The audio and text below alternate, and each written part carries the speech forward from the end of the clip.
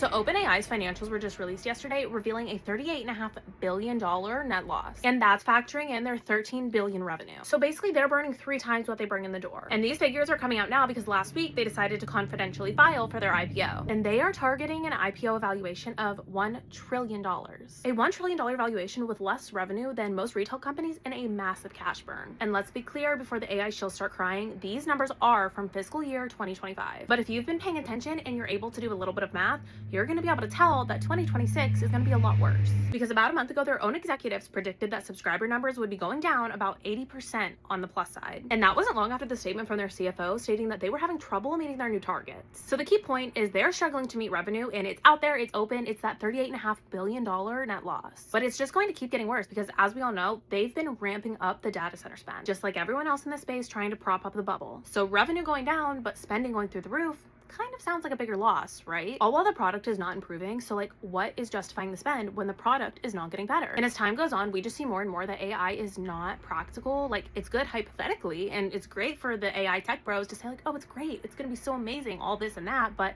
in real life, it fails us all the time. People don't want to use it, and they don't like the slop that it generates. And eventually that's going to translate into businesses not wanting to use AI anymore, because at the end of the day, all they care about is money. And yeah, right now they're paying for it because they think that it's going to replace their entire workforce and they're not going to have to pay their employees. But eventually, once the dollars catch up and they realize it's not making them any money and it's not saving them any money, they're going to make the switch. And even the companies that love AI are probably going to switch to a different DeepSeek model that's actually evolving, because there are plenty of options out there, meaning OpenAI is cooked.